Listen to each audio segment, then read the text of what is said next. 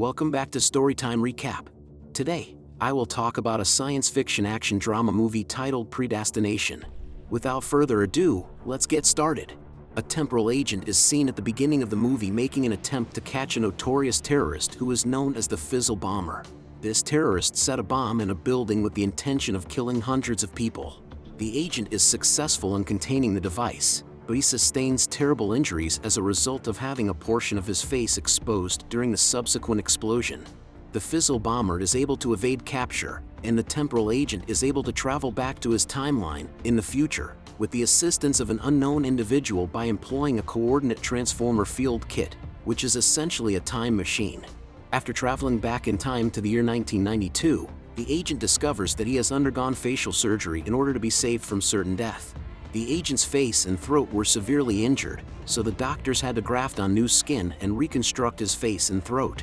It is revealed during this time that the agent works for a mysterious organization known as the Temporal Bureau that sends temporal agents through time to prevent major crimes that would cost the lives of thousands of people, and that the Fizzle Bomber is the only criminal to elude them thus far. The Fizzle Bomber is also responsible for killing 11,000 people in New York in March 1975. The Temporal Bureau sends temporal agents through time to prevent major crimes that would cost the lives of thousands of people. After the agent has recovered from his wounds, he will get instructions to carry out one more assignment for the agency before being retired. The agent decides to accept the assignment and then uses his coordinate transformer field kit, which is cloaked in the appearance of a violin case, to travel back in time to the year 1970. He then finds work as a bartender in New York. It would appear that the bartender is waiting for a specific patron to come in so that he may begin a conversation with them.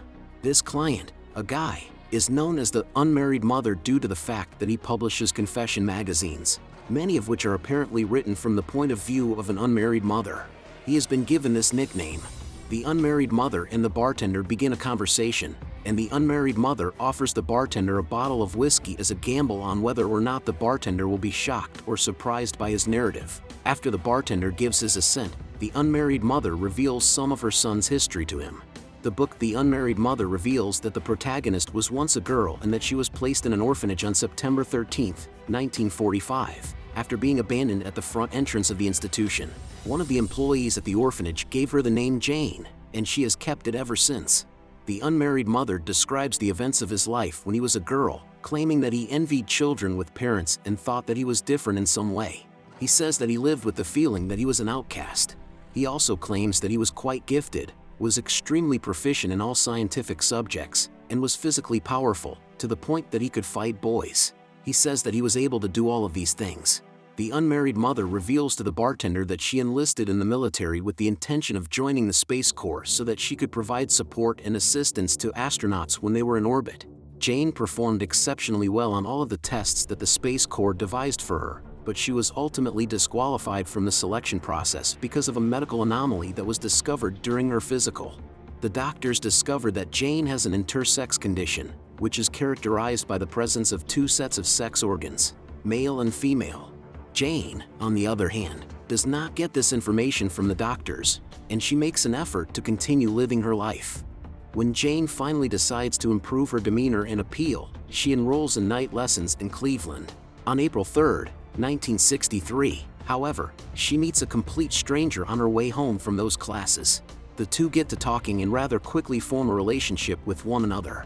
The unmarried mother reveals to the bartender that she and the stranger fell in love and that she believed she had met the only person in the world who could truly care about her, but that the stranger finally left Jane and never returned to her life again.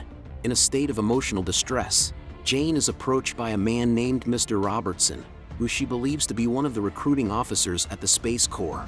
Mr. Robertson reveals to Jane that he actually works for a different organization, and that this organization could use someone with her intelligence and physical abilities. He also offers Jane the opportunity to join this organization.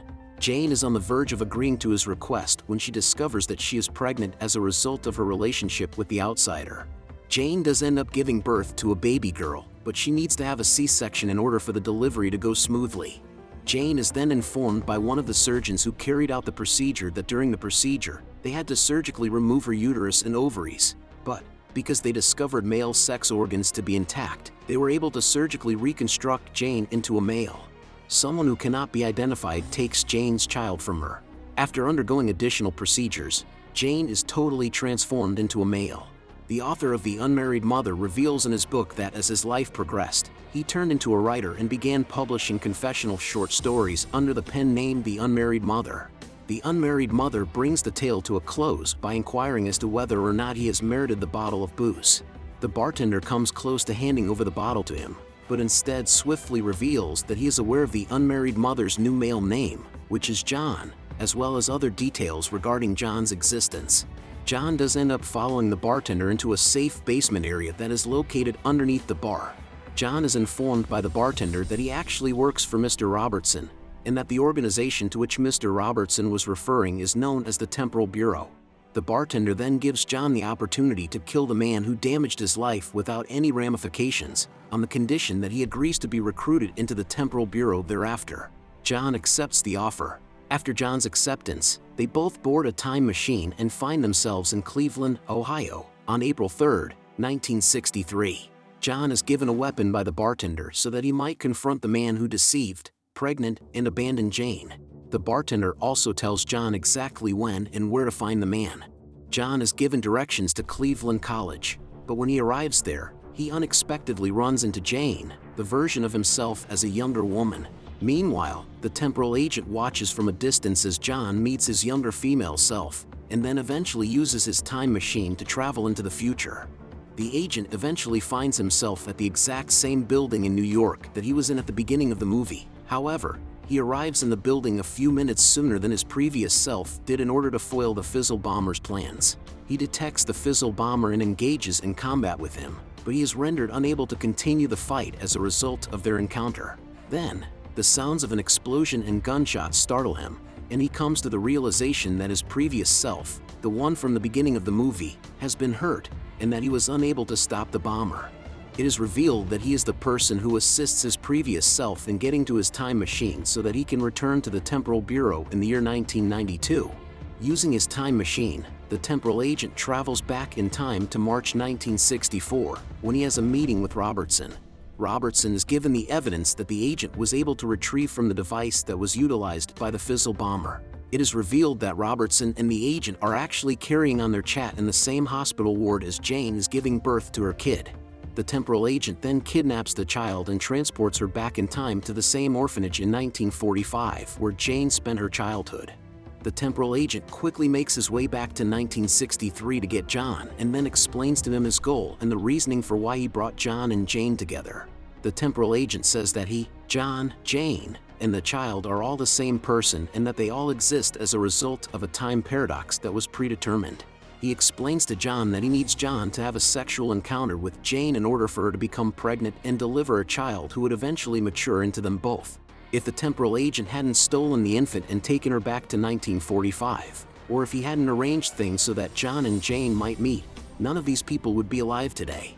John says that he does not want to leave Jane, but the temporal agent maintains that they have no choice but to part ways. In 1985, the temporal agent brings the single mother, John, to the Temporal Bureau in order to secure his own existence and ensure that he is able to prevent future crimes before he is decommissioned. John is the only child of an unmarried mother. In addition to this, Robertson hands the temporal agent a file that contains fresh leads that have been gleaned from the material that Robertson has already provided.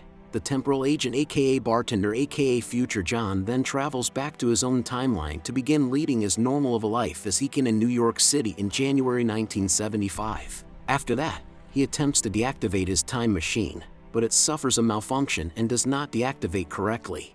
Using the hints provided to him by Robertson, the agent, who will one day become John, figures out where to locate the bomber in a short amount of time. The agent is successful in locating the bomber in a laundry store in the end. The agent is stunned when he realizes that he would eventually become the Fizzle Bomber in the future. The bomber who detonated the Fizzle claims that he was able to prevent more deaths as a result of his activities than he was responsible for and that Robertson is playing them all for fools. The Fizzle Bomber, who appears to be insane, claims that if the agent kills him, the agent will become him since it is a repeated cycle, but if the agent loves him again when he was Jane and John, then they may break the pattern. The agent, disgusted with the person he will become in the future, makes the decision to eliminate the Fizzle Bomber. the story comes to a close with the agent saying while looking out over the time machine that he is certain that Jane, John, and himself were the best things that have happened to him in his life, and that he misses his previous versions of himself terribly. Tell us what you think in the comments below. And if you enjoyed this video, please like and subscribe for more videos like this. Thank you for watching.